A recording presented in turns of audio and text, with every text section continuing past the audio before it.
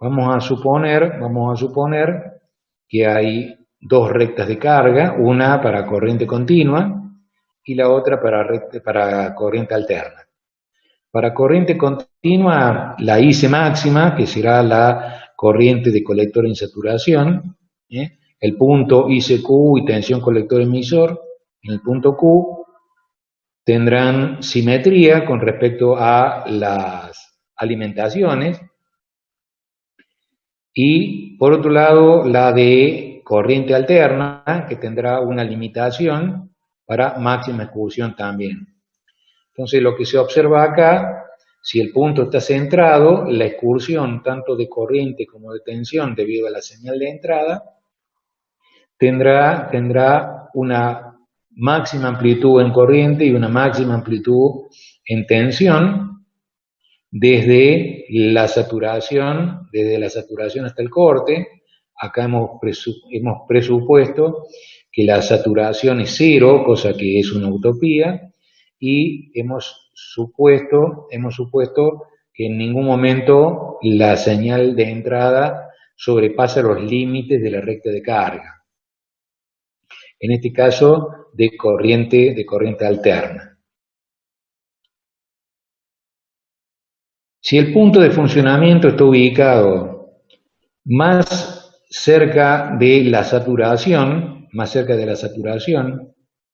o más cerca del corte, se producirá, cuando se incremente la señal de entrada, distorsiones o recortes justamente en proximidades de donde está ubicado el punto. Es decir, si yo el punto lo ubico más cerca de la zona donde está el corte propiamente dicha, evidentemente la máxima amplitud que yo puedo realizar es entre el punto de funcionamiento y el corte propiamente dicho.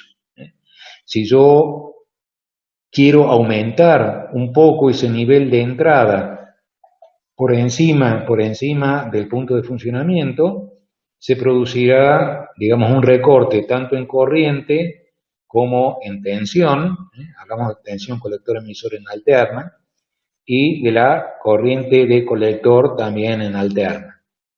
Acuérdense siempre que la corriente total de colector y la tensión total colector-emisor es la suma de las corrientes de polarización y la variación alrededor del punto, tanto en corriente como en tensión. O sea, la tensión total será la tensión en corriente continua más la variación de la tensión colector-emisor alrededor del punto. En este caso estamos presentando el punto de funcionamiento asimétrico más cerca del corte y observamos que para un determinado umbral mayor que ese nivel se produce un recorte tanto en la parte de corriente como en la parte de tensión. A ver, ¿quién me puede estar faltando? Escobar, Bustos, Elizondo, Benedetti, Olarte,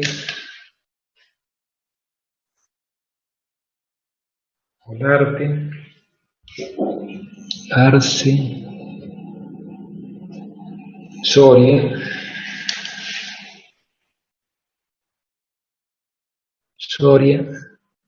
Otero, Romero Océs, Chungara, Badkov, Barrio Nuevo está, Sánchez, Dufo,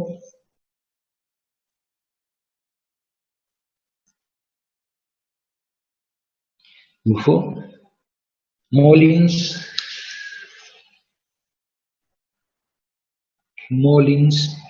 Maggio está, APA está. Bien, ahí más o menos están. Perfecto. Scusa, profe. Ya. Excusa, Maico. Buenas noches, ¿cómo te va? ¿Cómo anda, profe? Bien, gracias a Dios. El otro punto que puede ser Asimétrico también sería que el punto de funcionamiento de polarización de corriente continua esté ubicado más cerca de la saturación que del corte. Entonces, cuando levantamos el nivel de la señal, se producirá un recorte más cerca de la saturación que del corte. En este caso, para una señal que entre dentro de los límites del punto de funcionamiento, la máxima amplitud estará contenida entre la corriente de polarización y la máxima amplitud para que no distorsione. Si levanto el nivel, se producirá un recorte tanto en corriente como en tensión. Acuérdense y recordando siempre que la corriente total es la corriente de corriente continua más la variación de corriente debido a la señal. Y la tensión total que se produce, por ejemplo, en colector emisor es la tensión colector emisor en continua más la tensión colector emisor de variación debido a la señal ya alterna. Entonces aparecen los conceptos de amplificación. El primero que aparece es el amplificador clase A, que es la mayoría de los amplificadores que ustedes vieron, tanto en dispositivos electrónicos como en electrónica aplicada 1.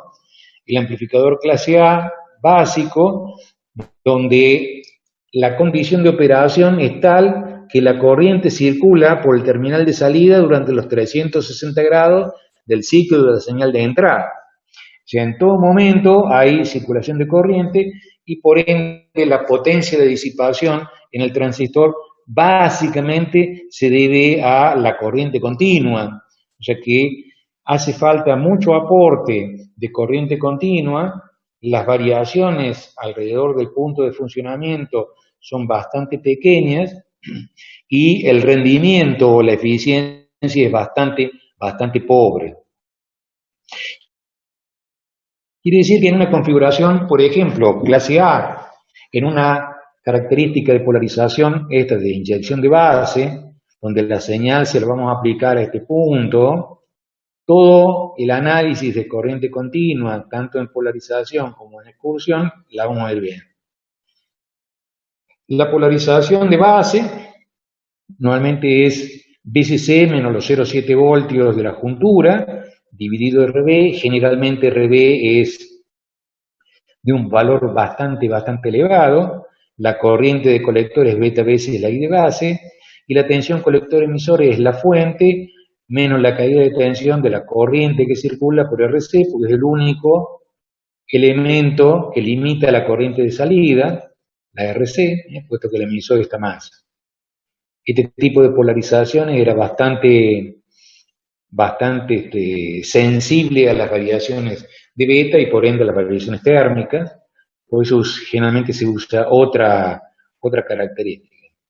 Entonces, lo que venimos diciendo acá, el punto de funcionamiento para las curvas de salida, se ubica para un valor ICQ y tensión colector emisor en el punto Q, si uno desea para máxima excursión o no, según los casos.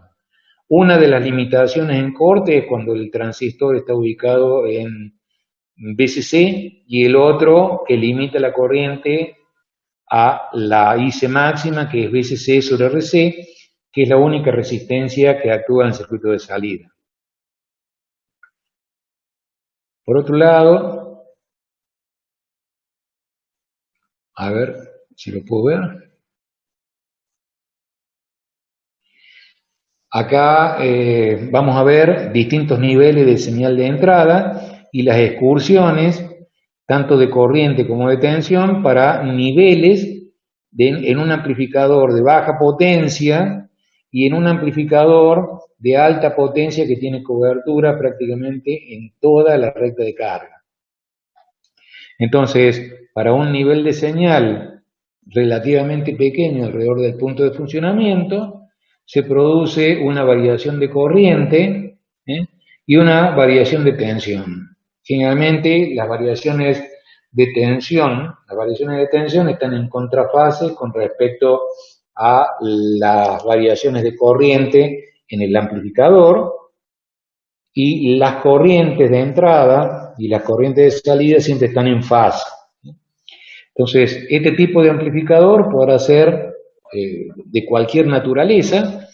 La característica del amplificador clase A no distingue si es un transistor bipolar, si es un transistor BICMOS, si es un FET, si es un MOSFET, etcétera, etcétera. Las curvas de salida y las funciones de transferencia tienen características de esta naturaleza. ¿Alguien más entró ahora? A ver.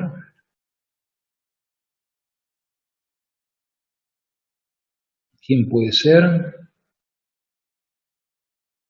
Que no lo haya González Omar. González Omar, Miradeli, Dani Escobar, Abdala.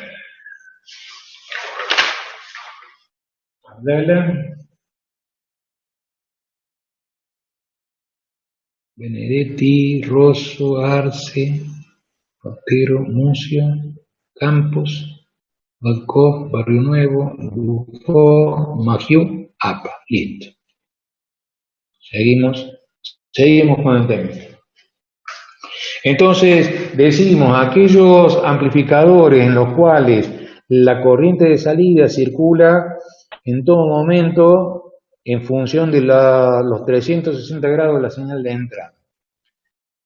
Y el nivel de corriente que consumen los amplificadores prácticamente se debe a la etapa de salida, de corriente continua, o sea, hay mucha demanda de corriente continua y es poca la variación de la potencia de entrada. Entonces, lo que yo puedo tener sobre la carga con respecto a la entrada es relativamente un número muy pequeño. Lo ideal para este tipo de amplificadores es 25%. En realidad, los porcentajes están de ahí para abajo la mayoría. O sea que sin señal o con señal, la disipación de potencia prácticamente es la misma. O sea, el transistor en todo momento hay que colocarle un disipador de potencia, porque en todo momento está disipando potencia, puesto que el valor de ICQ es significativo en el transistor. Entonces, ¿cómo se expresa la ganancia de potencia? Se expresa como una relación entre la potencia que aparece sobre la carga en función de la potencia de entrada. Normalmente la potencia la podemos colocar como relaciones entre la tensión al cuadrado sobre la resistencia o la corriente al cuadrado por la resistencia.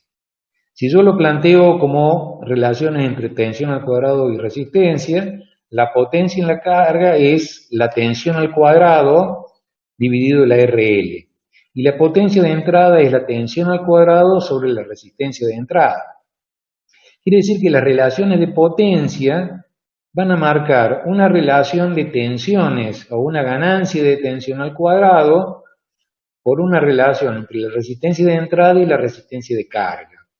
Entonces, en las distintas configuraciones, las características de ganancias guardan relaciones con la ganancia de tensión al cuadrado y la relación que hay entre la resistencia de entrada y la resistencia de carga. Es lo que estamos expresando, ganancia de tensión al cuadrado por la resistencia de entrada sobre la resistencia de carga.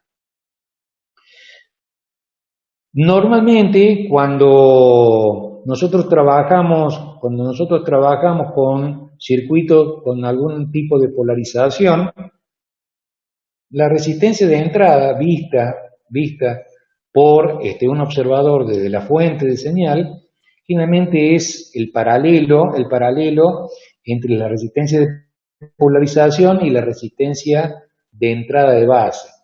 Donde la resistencia de entrada de base, en el caso de que haya alguna resistencia de emisor, es el beta de corriente alterna por la resistencia de emisor. Quiere decir, si yo estoy trabajando con un amplificador, por ejemplo, en colector común o un seguidor de tensión o un buffer, supónganse que la resistencia de entrada es 5K y la resistencia de carga es 100 ohmios. Como esto es un seguidor de tensión, la ganancia de tensión de un buffer es 1 Por lo tanto, la ganancia de potencia andará en el orden de las 50 veces, en este ejemplo.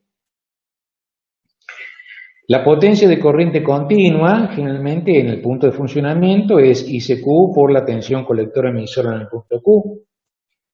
Y habíamos dicho que una señal no incrementa la potencia que disipa el dispositivo, sino que la mayoría de la potencia que disipa el transistor se debe a la potencia de corriente continua que tiene y muy poco debido a la señal. El valor nominal de la potencia del transistor generalmente debe exceder un poquito este valor, pero no mucho. Cuando hablamos de la potencia de salida, decimos que las tensiones y las corrientes, valores máximos, son, en el caso de la tensión de colector emisor máxima que puede circular, es el ICQ por RC, que es la resistencia de carga, y la corriente máxima que circula es la tensión colector emisor sobre RC. Como la potencia es el producto de la IC por B sub C máxima, los valores RMS son 0,707 de cada uno de estos valores. Por lo tanto, la potencia de salida máxima es 0,5 veces el producto de la corriente de colector en el punto Q por la tensión colector emisor en el punto Q. Esto es potencia de salida. Y la eficiencia, normalmente hay una relación entre la potencia de salida y la potencia de corriente continua. Si en el primer caso la potencia de salida es una potencia que alterna y la potencia de corriente continua es la potencia que tiene que suministrar en todo momento la fuente de alimentación. La potencia de corriente continua la podemos poner como IC por la fuente VCC y por otro lado la IC máxima que puede circular es la ICQ en un clase A y la máxima tensión que puede circular es 2 veces la tensión colector emisor. Por lo tanto, el rendimiento máximo, relacionando esta potencia de salida sobre la carga y potencia de corriente continua, me da 0,25. Quiere decir que yo tengo que poner, por ejemplo, 1 vatio de potencia para que sobre una determinada potencia sobre la carga se desarrolle 0,25 vatios. Un ejemplo. Quiere decir que el rendimiento es muy bajo. En general, siempre vamos a trabajar en clase A con amplificadores de potencia cercanos a 1 vatio o por debajo de 1 vatio. O sea, tienen muy poco rendimiento y aparte tienen mucha disipación de potencia estos dispositivos. Y acá presentamos una etapa acoplada, donde la primera etapa no es ni más ni menos que un emisor común, donde hay 2 resistencias de emisor, generalmente una de mayor valor que otro, con un capacitor de desacoplamiento sobre la última. Esta configuración normalmente se utiliza para compensaciones térmicas de alguna manera, para mejorar un poco la estabilidad. Y la etapa siguiente es una etapa en Darlington, en este caso seguidora de emisor, es un colector común, es un seguidor de emisor con 2 transistores en Darlington. Fíjense ustedes que la potencia de corriente continua que aparece es muy elevada, puesto que la mayoría de la corriente que circula por el circuito de emisor del transistor Darlington es la que mayor cantidad de corriente demanda, más allá a la del emisor común. Por lo tanto, la potencia de disipación se debe a la alta corriente que circula debido a la corriente continua en la etapa de salida, y no así tanto en la etapa del emisor común. Entonces, por eso decimos que el rendimiento es bastante, pero bastante bajo, y mucho más bajo del ideal, que es 0,25, el 25%. rendimientos del 4%, del 11%, del 12% son normales en este tipo de amplificador. Entonces, en esta configuración tenemos capacitores de acoplamiento desde la fuente de señal hacia el circuito de entrada, capacitores de acoplamiento del circuito de salida hacia el transductor, en este caso un parlante, y de desacoplamiento de emisor en una de las resistencias correspondientes a el circuito de emisor del primer transistor. Entonces, en este caso, se da el beta de corriente alterna de 200 para todos los transistores. Acuérdense que la ganancia de corriente, en el caso de los Darlington, es el HFE a la N, en este caso, al cuadrado por tratarse de dos etapas exactamente iguales, donde la salida es por el emisor y la entrada por la base, y hay otras configuraciones donde se puede salir por el colector y el primer transistor se engancha como una realimentación del colector del segundo transistor. En este caso es un seguidor de emisor. Vamos a plantear la ganancia de tensión y la ganancia de potencia en este amplificador, que es un caso real. ¿Me van siguiendo, chicos? ¿Alguna dificultad? ¿Se entiende? ¿Hola? Sí, profe, se entiende. Clarito, bien. ¿Han hecho este tipo de configuraciones en clase A? ¿Han trabajado para analizarla? Yo no, nunca la vi. En aplicada 1, ¿no? Bueno, yo solo... Sí, te escucho. Sí, no particularmente con una salida, con una etapa de Darlington a la salida, Una pero etapa sí. en cascada, digo, lo que sea. En este caso, porque queremos mostrar el efecto de la corriente que tiene la etapa de salida y la incidencia que tiene la corriente y por ende la potencia en el rendimiento. Pero han hecho amplificadores en clase A de múltiples etapas. ¿Sí? ¿No? Para hacer un análisis rápido. Bueno. Entonces, lo que se plantea, digamos que yo tengo que tener en cuenta que lo que ve la entrada de la segunda etapa es la carga, entre otras cosas, de la primera.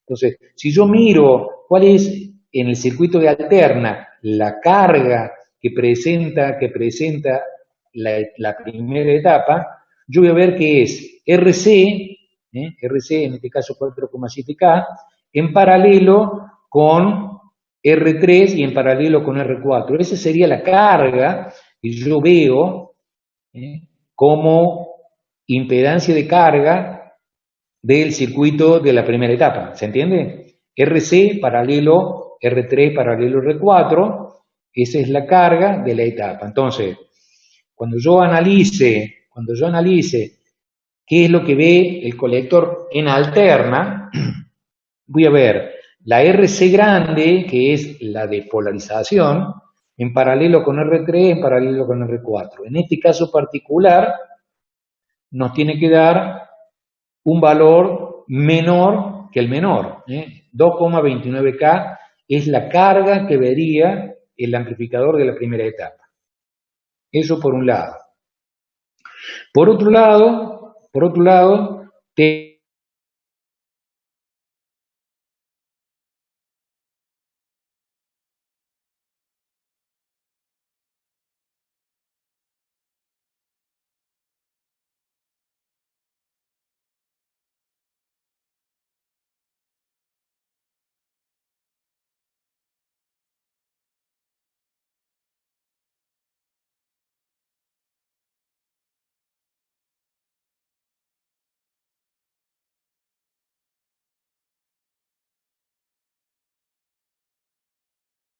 emisor del 3 dividido los 33 ohmios me da la corriente la corriente que circula en corriente continua por este resistor. Quiere decir que vamos a hacer eso en estas etapas. La tensión BB, que es la del divisor resistivo de la segunda etapa, es 1,82 voltios.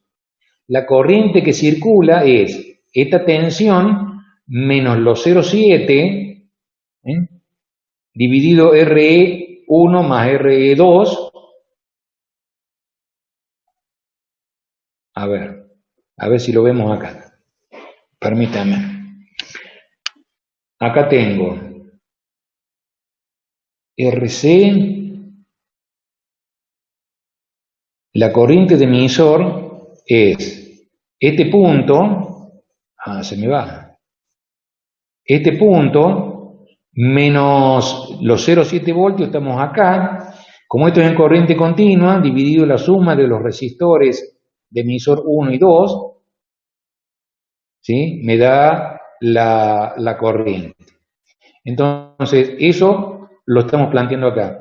B sub P menos 0,7 dividido R1 más R2 me da 1,78 mA.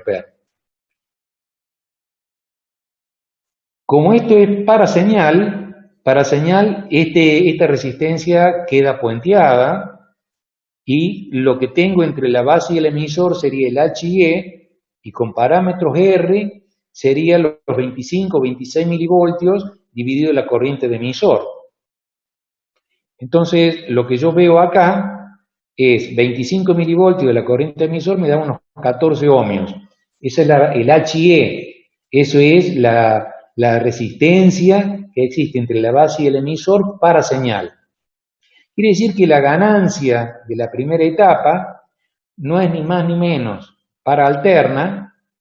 Acá tengo el RE' más el RE, y la relación RC sobre esa sumatoria me da la ganancia de tensión de la primera etapa.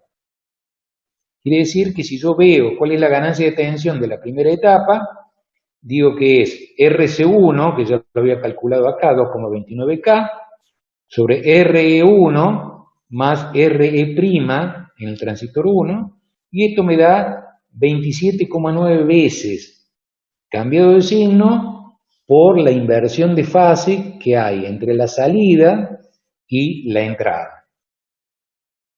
¿Se entiende lo que estoy planteando hasta acá? Una cuestión muy simple. Acá estamos planteando la tensión en este punto, 1,82 menos 0,7, tiene ese valor, dividido la suma de esta resistencia, me da la corriente. Si yo quiero ver para señal, esto va a ser un HIE o R' del transistor Q1, que son 25 o 26 milivoltios dividido la corriente que circula. Ya sabemos cuál es la carga, entonces esa carga sobre las resistencias de entrada propiamente dicha me da la ganancia. Esa ganancia me da 27,9 veces. Quiere decir que la resistencia total que yo voy a ver en la entrada, va a ser todo esto reflejado en la base. Multiplicado por beta más 1 veces. En un transistor con una resistencia de emisor, lo que yo veo en la base es beta más 1 veces RE. En este caso, la suma de RE más la parte de alterno. Entonces, R1 paralelo a R2, paralelo al beta de corriente alterna, R1 más la parte de alterna. Para alterna, eso es lo que vemos como impedancia de entrada. Reemplazamos valores y me queda que la resistencia que tiene la entrada es 8,4K. 8,4K. Tengo la resistencia de carga, dijimos que era 2,29K, la habíamos sacado para alterna, y ahora vemos la etapa siguiente, la ganancia de tensión de un seguidor, la ganancia de este seguidor es 1. Este es un seguidor de tensión, un buffer, un colector común. La ganancia de tensión es 1. Por lo tanto, si yo quiero ver ahora la ganancia total, será la ganancia de tensión de la primera etapa por la ganancia de tensión de la segunda etapa, o sea que me va a dar la ganancia de tensión de la primera etapa. Y la ganancia de potencia es la ganancia de tensión al cuadrado por una relación de resistencia entre la entrada total y la carga. En este caso, la ganancia de tensión al cuadrado por la resistencia de entrada total, que es 8,4K dividido 8 ohm, me da 817.330 veces. Amplifica potencia. Quiere decir que si yo pongo en la entrada 1 milivatio, saldrá 817.330 milivatios de potencia. Si yo quiero ver ahora el rendimiento que tiene, yo veo la potencia de entrada, es la tensión de entrada al cuadrado sobre la resistencia de entrada. En este caso particular, la tensión de entrada es de 50 milivoltios pico a pico. O sea, un valor RMS será 0,707 de 50 milivoltios. Por lo tanto, 0,707 por 50 me da 35,4 milivoltios. Dividido 8,4K me da la potencia de entrada que aplica la fuente de señal a la entrada del amplificador. Y la potencia de salida, como yo tengo la ganancia de potencia, es la potencia de entrada por la ganancia de potencia. Me da 122 milivatios. Quiere decir que si yo hago una relación 122 milivatios sobre 149 nanovatios, ¿sí?, me va a dar a mí el rendimiento correspondiente. La tensión sobre el transistor, el último transistor, eso es lo que le comentaba recién.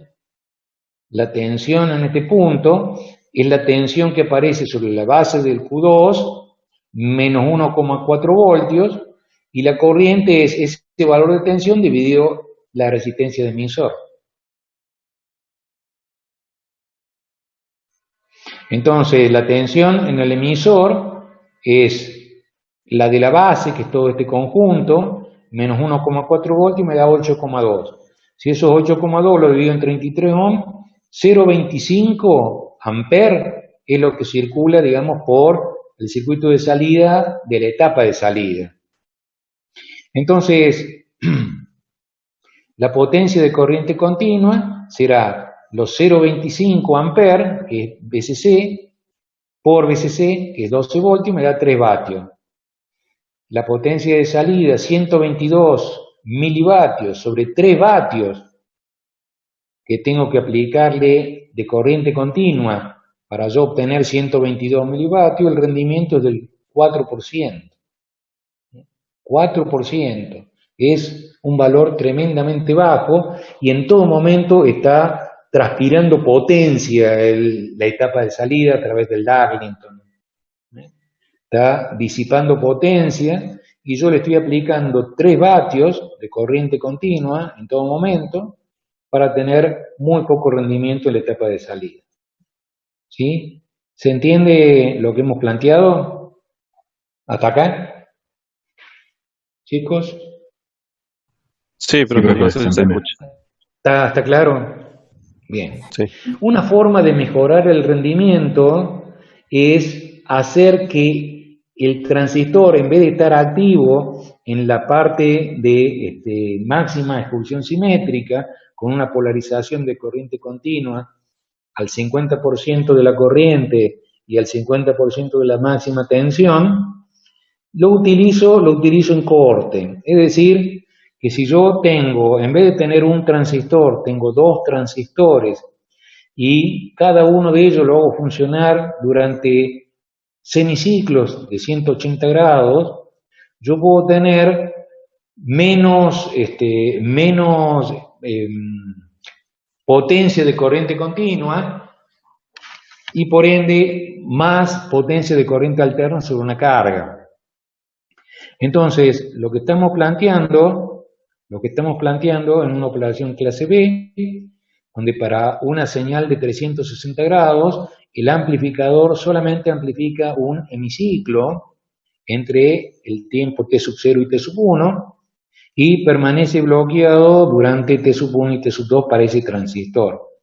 Y en el otro caso habrá otro transistor, digamos, de las mismas características, si es PNP o si es NPN, habrá un transformador como driver que oficiará como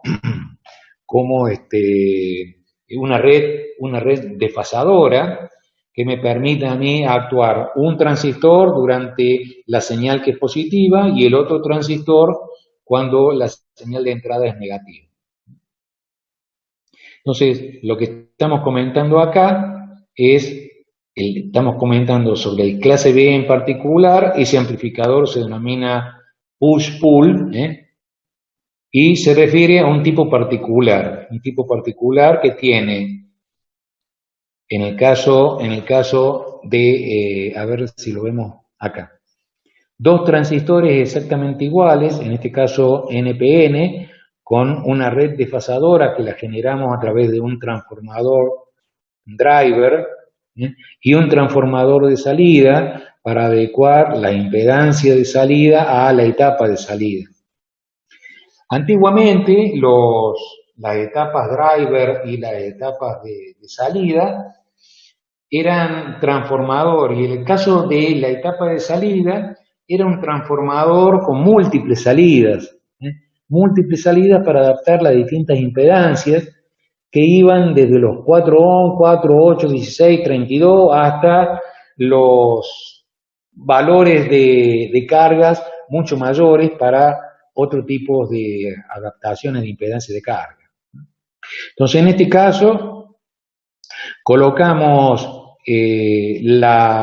los emisores puestos a masa, el punto central del transformador de salida a la alimentación de los colectores de los transistores de salida, y acá tenemos la red desfasadora que permite actuar sobre el transistor superior o el transistor inferior en función del ciclo de la señal de entrada. Como este tiene seguramente las polaridades del transformador, de tal forma de que cuando la señal de entrada sea positiva, yo voy a tener positivo arriba con respecto a masa, y nuevamente positivo masa con respecto al otro punto. Cuando la señal de entrada sea positivo, Q2 va a estar cortado y Q1 va a estar operativo.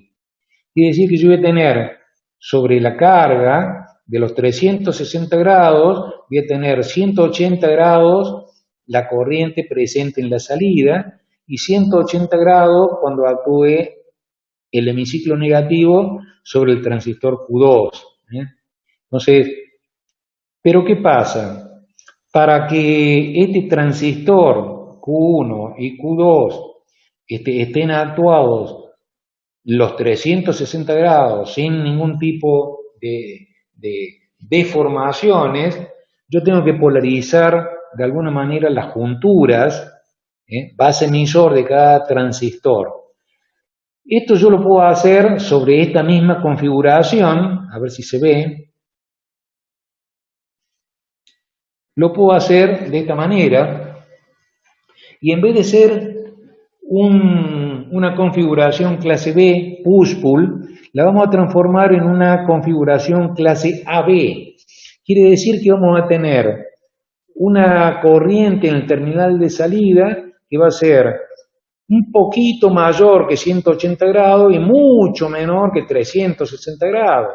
Entonces, lo que vamos a hacer acá es polarizar una juntura y llevarla a los transistores para que la juntura base emisor de cada transistor independiente de la señal, tenga una pequeña polarización, para que cuando aparezca la señal de entrada, ¿sí?, el transistor arranque instantáneamente y no esté bloqueado. Porque si no, va a pasar esto. Si yo tengo un transistor donde hay una juntura, cada vez que pasa por valores menores que la tensión base emisor del transistor, la señal de entrada, va a haber un corte en la señal que aparece en el circuito de salida. Tanto en el hemiciclo positivo como en el hemiciclo negativo aparecerá. Cuando hay una señal de entrada positiva, habrá que Q1 está conduciendo y Q2 apagado. Habrá un bloqueo, donde los dos transistores, Q1 y Q2, están bloqueados. Cuando la señal de entrada pasa por valores negativos, hay una conducción de Q1 apagado y Q2 conduciendo, y esto se va repitiendo simultáneamente. Este tipo de distorsión que aparece debido a que la señal de entrada cae por debajo de la tensión de arranque de los transistores, se denomina distorsión por cruce. Una de las formas de solucionarla es la que le planteé recién con el transformador. Y si no, plantearlo directamente como un simetría complementaria. El simetría complementaria es una configuración que en vez de tener los dos transistores exactamente iguales, uno es NPN y el otro es PNP. Entonces, cuando las fuentes de alimentación son partidas, el punto medio de los emisores, porque esta configuración no es ni más ni menos que un seguidor de emisor, para con la fuente positiva más VCC y menos VCC para el segundo. La polarización correspondiente, cuando la alimentación es partida, este punto está a 0 voltios, y la excursión de la señal se va a deber pura y exclusivamente a la variación de la señal de alterno. Entonces, cuando planteamos esta situación, cuando la tensión de entrada sea positiva, conducirá a Q1 y Q2 permanecerá bloqueado. Cuando este transistor quede en conducción, prácticamente VCC es aplicado sobre la carga. Y cuando haya un ciclo negativo, Q1 va a estar bloqueado y Q2 va a entrar en conducción, por lo tanto, menos VCC va a ser aplicado a la carga, y voy a desarrollar una potencia que va a ser VCC al cuadrado sobre RL o menos VCC al cuadrado sobre RL. ¿Hasta acá se va entendiendo en simetría complementaria? ¿Sí? Sí, profe, se entiende. Todo bien, perfecto. Quiere decir que en el amplificador clase B, lo vamos a repetir, el ciclo de trabajo es mayor que 180 grados porque está entre una pequeña porción de la señal, también se debe a una polarización. O sea que la excursión total es debido a un nivel de corriente continua que es tremendamente bajo y una modificación en la señal que es muy alta, pero siempre mucho menor que los 360 grados del clase A. Esto ya lo vimos ese circuito también. Entonces, ¿qué hacemos en el simetría complementaria? Para mejorar la distorsión por cruce, porque esto tiene también, como en el circuito anterior, un problema de distorsión por cruce. Entonces, una forma es o colocando un divisor resistivo en todos los puntos, o colocando una red de este tipo, donde hay una resistencia y un diodo para la fuente VCC y una resistencia y un diodo para la fuente menos VCC. Como en este caso, esta tensión es 0 en la salida, por eso el acoplamiento es de continua, En el punto A, que es la unión de estos dos diodos, si esto estuviera perfectamente compensado,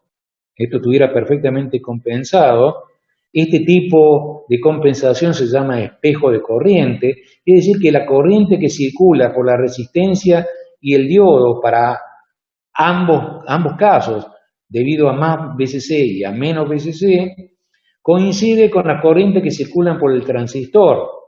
Entonces, la corriente que circula por R y el diodo correspondiente es exactamente coincidente con la corriente que circula por el circuito de emisor del transistor. Esa característica tan particular se llama espejo de corrientes, y si yo regulo de alguna manera la corriente que circula por la resistencia R1 de 1 cuando la alimentación es VCC y R2 de 2 cuando la alimentación es menos VCC, si esa corriente que circula coincide con la corriente que circula por el circuito de salida, si este punto A es 0, es porque la caída de tensión en la juntura de los diodos correspondientes compensan la caída de tensión de la juntura de los transistores. Entonces, para corriente continua, ¿sí?, el acoplamiento es directamente 0 voltio en el punto de los emisores y 0 voltio en el punto A de la unión de los diodos. Este fenómeno del espejo de corriente es muy importante porque si circula la corriente que circula por acá, que es VCC menos los 0,7 dividido R1 o menos VCC dividido menos 0,7 dividido R2 para el otro caso, si esa corriente me da, por decir un número, 10 mA, la corriente que circula por la etapa de salida son 10 mA, por eso se llama espejo de corriente. Entonces, una forma de asegurarnos que la excursión de salida sobre la carga, al no tener polarización, va a tener mayor rendimiento sobre la carga, tanto en el circuito de entrada como en el circuito de salida. Cosa que en los amplificadores clase A, yo tenía en todo momento una corriente significativa, que circulaba sobre los elementos activos, cosa que acá se compensa. Cada uno de ellos funciona un hemiciclo, y están compensados por el espejo de corriente. Y térmicamente, como ustedes saben que cualquier juntura varía, ¿cuánto varían las junturas semiconductoras en polarización directa? ¿Cómo varían con la temperatura? ¿Cómo varían con la temperatura, chicos? Al aumentar la temperatura, disminuye la tensión en el diodo o la tensión base emisor. ¿Cuánto? Menos 2,5 milivoltios por grado centígrado. ¿Qué pasa? Si estos tienen distintos coeficientes o distintos ambientes o que trabajan separadamente, puede ocurrir que la variación de temperatura en la etapa de entrada se manifieste como una variación de corriente en la etapa de salida. Entonces, una forma de compensar las variaciones térmicas de este circuito tan vistoso que es el espejo de corriente, se hacen de forma tal de que térmicamente queden en un mismo ambiente térmico y que las variaciones que se producen en los diodos externos sean exactamente iguales a las variaciones internas, de los transistores correspondientes. De no ser así, se puede provocar lo que se denomina embalamiento térmico.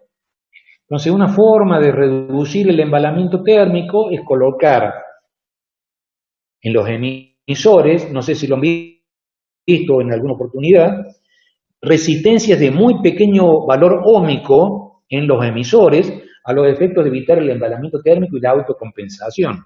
No sé si lo han visto. Sí, ¿Me profe. expliqué? ¿Sí? Sí. Bien. Eso se Valores usa de mucho. de Sí. 0.22, 0.15. Depende de las Claro. potencias. Depende de las potencias. Son valores chicos, suelen ser a lo mejor resistencia física con algo bobinado arriba, alambre de Micrón, o valores chicos y de potencia significativa, a lo mejor un par de vatios pueden tener la resistencia según las potencias que manejen los dispositivos. Eso se usa mucho, la compensación, en lo que se denomina array de transistores. El array de transistores son configuraciones en cascada de transistores. Pongo 10, 30, 55 conectados en paralelo, pero los emisores de cada uno de ellos lleva su resistencia pequeñita, en valor óhmico, y puede ser significativa en potencia, puede tener a lo mejor 1 o 2 vatios seguramente en el circuito de compensación. ¿Hasta acá se va entendiendo? ¿Sí? ¿Está claro? Sí, profe, quedó claro. Quiere decir que como el espejo de corriente hace que la corriente que circula por la red de polarización de entrada coincida con la corriente que circula por el espejo en el circuito de salida, la corriente de salida, por ejemplo, para cada caso, será BCC menos 0,7 dividido R1 o menos BCC menos la puntura sobre R2, según lo que corresponda. De esa manera vamos a tener el punto de, en realidad estos dos diodos están puestos de forma tal de que el cátodo y el ánodo del diodo siempre queden a 0 voltios. Entonces, para la red superior, el análisis es R1 de 1 masa. Para la red inferior será R2 de 2 masa. O sea que por eso podemos acoplar la fuente de señal a este punto libre de potencial, y podemos acoplar la carga a este punto libre de potencial hacia la carga. Y la excursión de señal alrededor de este punto es función de la entrada. Y la excursión sobre la carga debido a este punto es debido a la variación que se produce en alterna sobre la carga. Cosa que en el clase A no lo teníamos. No lo teníamos para nada, por eso el rendimiento tan desastroso.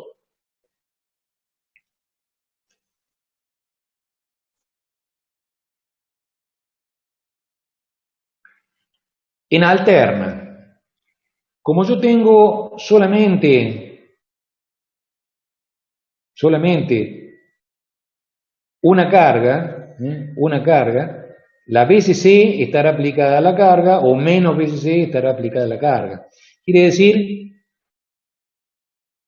que yo tengo la máxima corriente de colector, es la corriente de colector en saturación, que se producirá, digamos, para alterna, pero siempre acá hay una tensión mínima, que es la tensión colector-emisor en saturación. ¿Qué vale? ¿Cuánto vale? ¿Cuánto vale? Tensión colector-emisor en saturación. 0,2 voltios, profe. Así de simple. A ver, ¿lo pensamos mejor? ¿En qué condiciones 0,2 voltios o 0,3 voltios? ¿En qué condiciones? Para un transistor... Sobre saturación. Para desaturación, para un transistor de pequeña señal. Ah, está. De pequeña señal. Es lo mismo que en un tiristor. ¿Cuál es la tensión de mantenimiento en un tiristor? Y sí, alrededor de 1 voltio, porque la tensión base emisor más la tensión base emisor más colector emisor. Pero eso para una determinada corriente de salida. Si la corriente son 100 mA, y bueno, el transistor será 0,2, 0,3 voltios.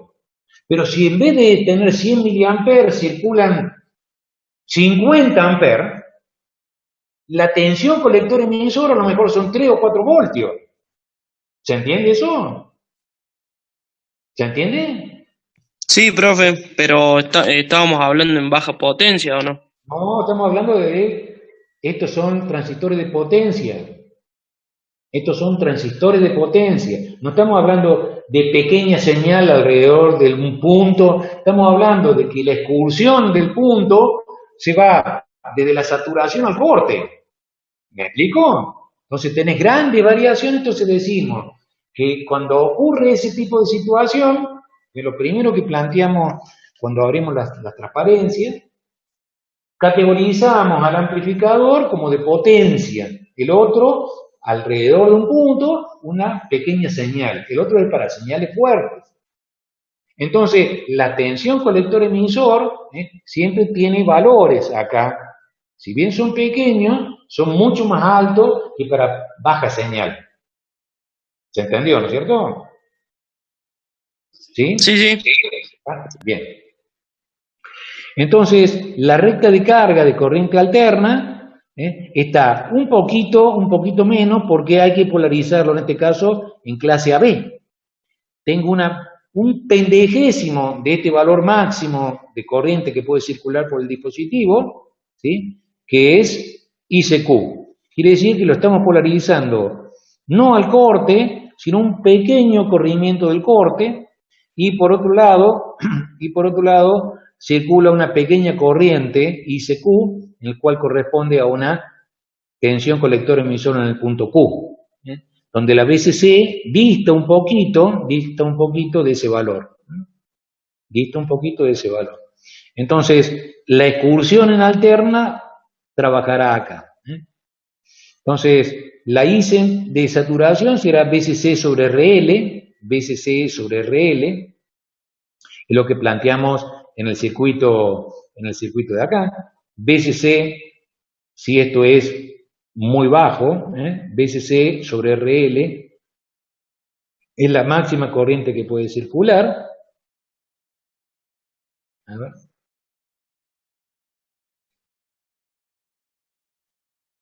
Y te dice, la recta de carga de corriente alterna para el transistor NPN es como se muestra en la figura 713, la recta de carga de corriente continua está implícita, y lo que estamos viendo es que en realidad siempre circula un poquito menos de la saturación, porque hay una tensión colector-emisor en saturación que tiene un determinado umbral también, siempre un poquito.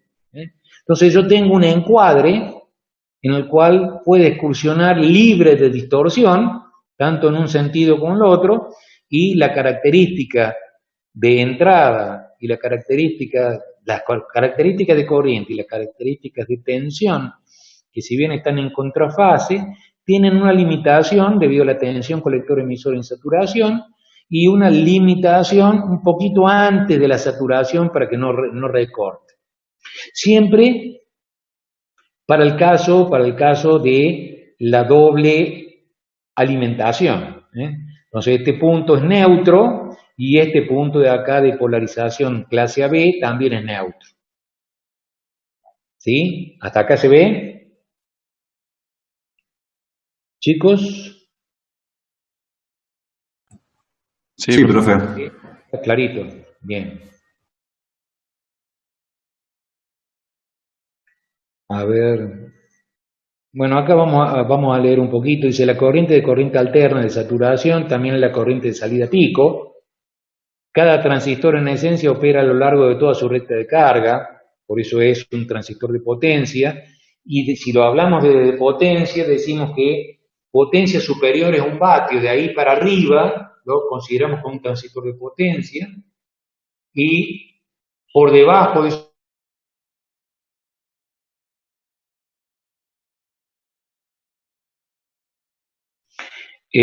cada transistor en esencia opera a lo largo de su recta de carga. Recuerde que en operación clase A el transistor también puede operar a lo largo de toda su recta de carga, pero con una diferencia. ¿Cuál es la diferencia? Que yo tengo un nivel de corriente continua, ¿sí?, que está a la mitad de la recta de carga. O sea que evidentemente trabaja desde ese valor de continua hacia arriba y hacia abajo en corriente, y de ese punto en tensión a 0 y a BCC. En operación clase A, el punto Q está casi a la mitad y hay una corriente significativa en el transistor, incluso sin señal.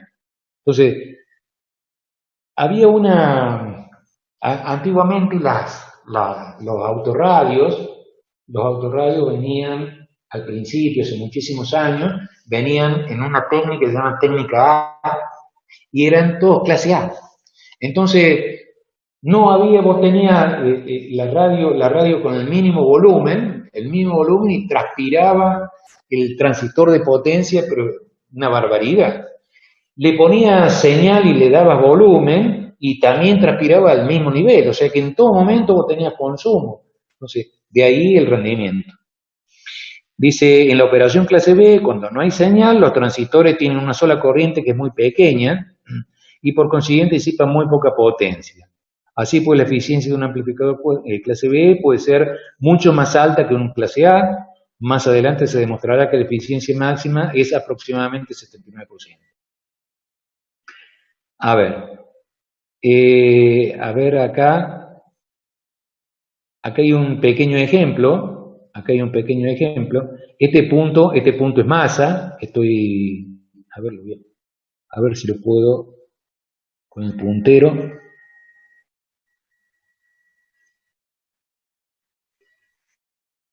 Este punto es 0 y este punto de acá es 0, o sea, arranca con una variación de la tensión de señal y la tensión de este punto con respecto a la carga, la variación.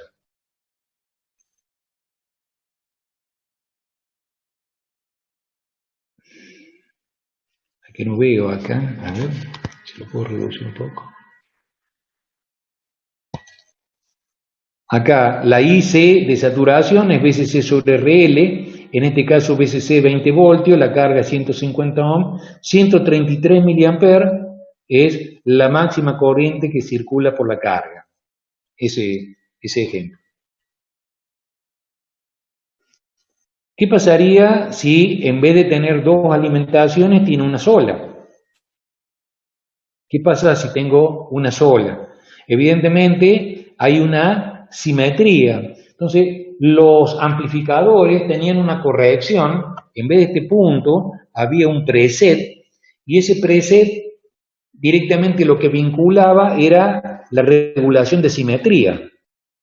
Es decir, yo podía calibrar el punto medio de la alimentación a través del ajuste de simetría. Entonces, si este punto es la mitad del potencial BCC, cada transistor tiene BCC en el extremo, en colector emisor tengo BCC sobre 2, o sea que la tensión colector emisor es BCC sobre 2, y lo mismo para el otro transistor. Pero al yo tener un potencial de corriente continua en los emisores de este seguidor, evidentemente tengo que acoplar un capacitor para que el nivel de la continua no aparezca sobre la carga, cosa que con la doble polaridad eso lo obviaba. Entonces podía hacer un acoplamiento directo y en un acoplamiento capacitivo hacia la carga. Este capacitor C3 generalmente es de alto valor en capacidad para que pueda acoplar rápidamente la señal a la carga.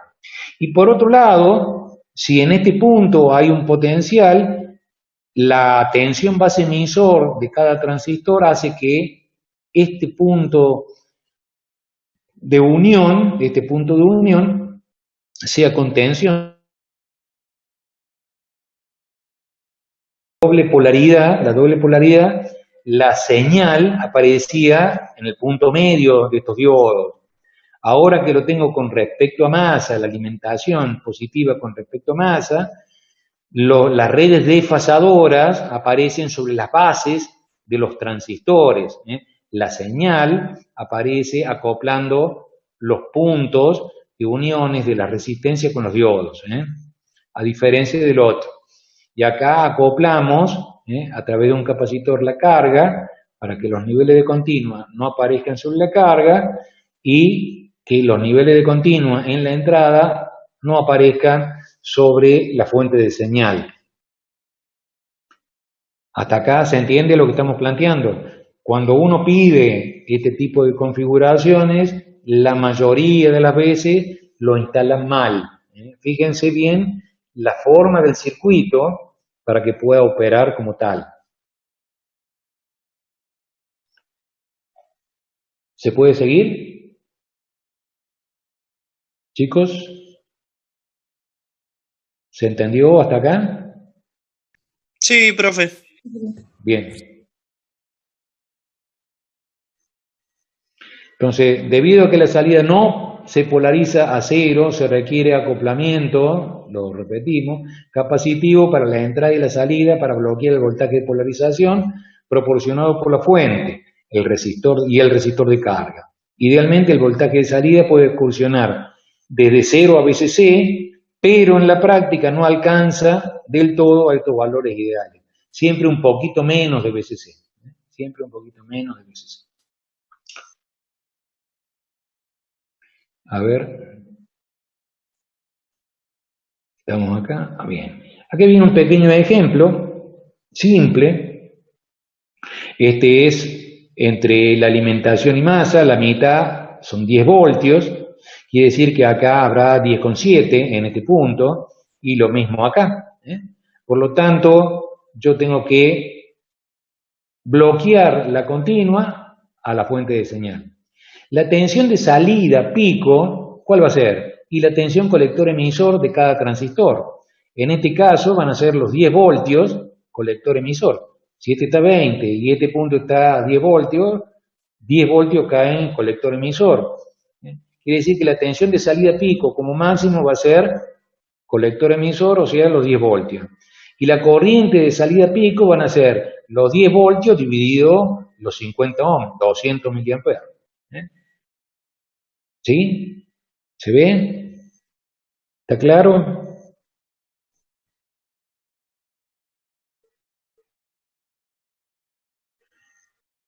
Vamos a hablar de las potencias. Habíamos hablado que las potencias eran el producto de tensiones por corrientes máximas, que eran los valores de ICT y de VCC, que es la tensión colector-emisor en el punto Q. Y la potencia multiplicada esos valores, pero por 0,707, nos daba la corriente de salida RMS y la tensión de salida RMS, que es la 0,707 de la salida pico de corriente, 0,707 de IC de saturación. Y la tensión de salida RMS es 0,707 de la tensión pico, que es la tensión colector-emisor. Quiere decir que la potencia de salida es la mitad del producto de la corriente de saturación por la tensión colector-emisor en el punto Q. En nuestro caso, como la tensión colector-emisor en el punto Q vale VCC sobre 2, esto me queda directamente 0,25 de ICC de saturación por la fuente de alimentación VCC. Y por otro lado, la potencia de entrada de corriente continua, yo necesito en un hemiciclo que es cuando conduce cada transistor, que se produzca la alimentación de la I de saturación en ese periodo. En realidad no es un periodo, sino un semiperiodo. IC de saturación sobre pi. Quiere decir que la potencia de saturación de corriente continua será IC de saturación sobre pi por VCC. Entonces yo tengo el valor de corriente continua y tengo la potencia de alterna. La eficiencia o el rendimiento es la relación de lo que aparece en la carga con respecto a lo que aparece en la potencia de corriente continua. Es lo que consume de corriente continua ese amplificador. En nuestro caso, la potencia de salida 0,25 de IC de saturación por VCC y la potencia de corriente continua es IC de saturación por VCC sobre pi. Nos queda 0,25 de pi. Pi es 314, 15,9. Por 0,25, un cuarto de ese valor, aproximadamente 78,5, que es pi sobre 4%. Aproximadamente. Un cuarto de pi, que es esto, 78,5%, y lo ponemos aproximadamente 79%. O sea que, por donde miremos, ya sea el amplificador clase AB o lo miremos como un amplificador clase B, los rendimientos siempre son mucho mejores que el clase A, que en el mejor de los casos y en el ideal de los casos es el 25%.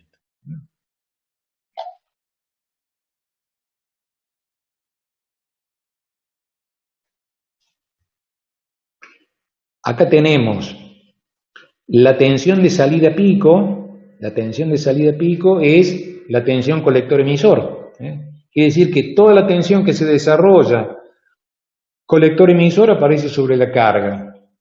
En este caso 10 voltios. Y la salida pico es esa tensión dividido la carga. Para una carga muy pequeña de 8 ohm, aproximadamente circula 1,25 amperes. 1,25 amperes, es la corriente máxima de salida.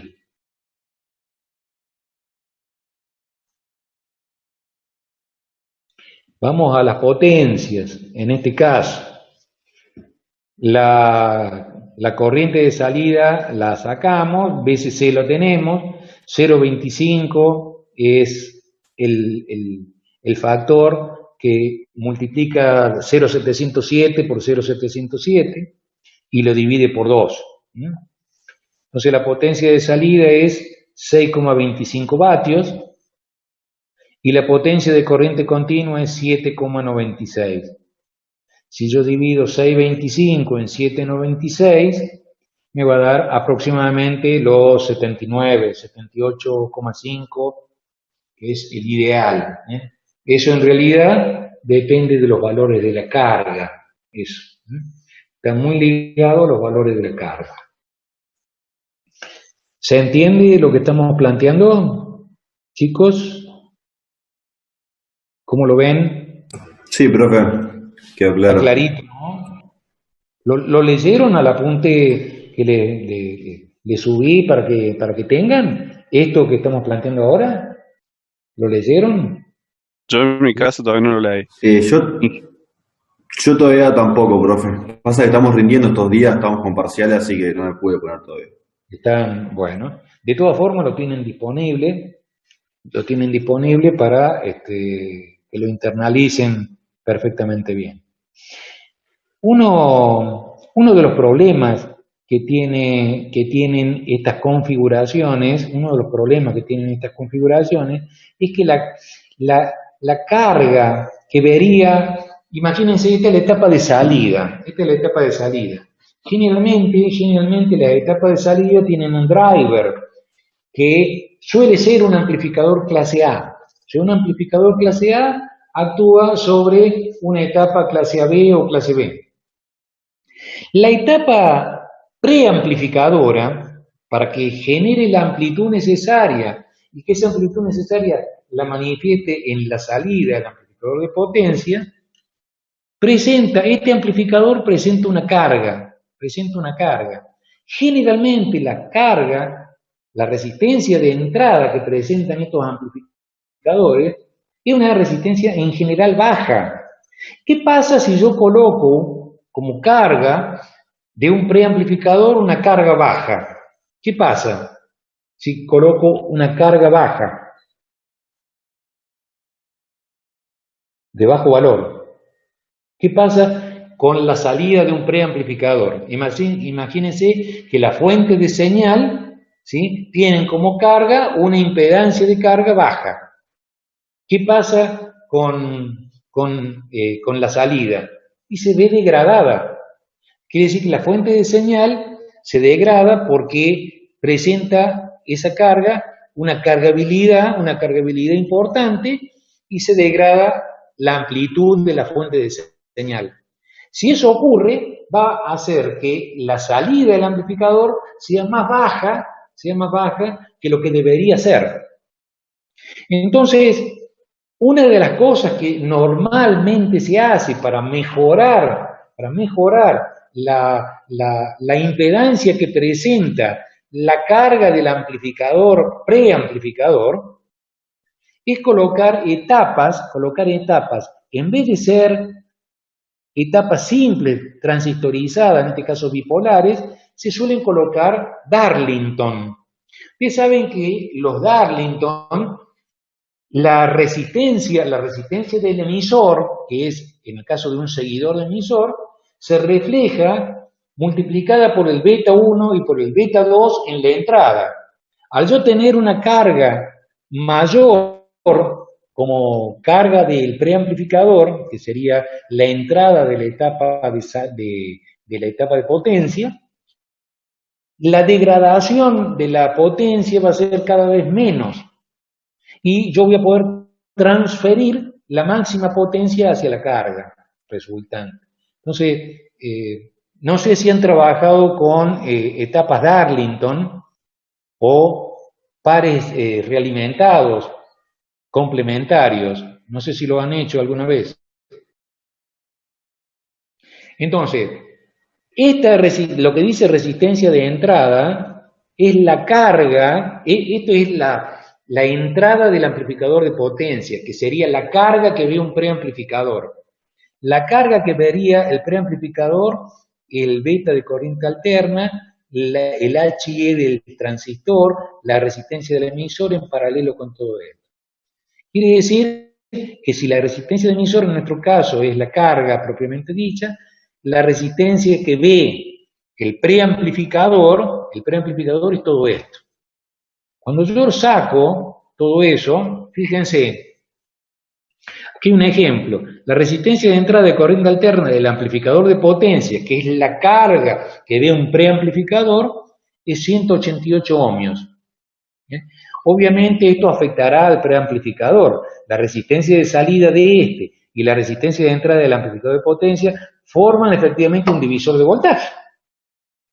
Entonces, es muy importante hacer algo. Entonces, la tensión de entrada que aparece en el dispositivo, si yo tenía una tensión de entrada de 3 voltios, al tener una relación de resistencias tan baja, se me redujo a 2,37. Y eso es lo que se amplificó.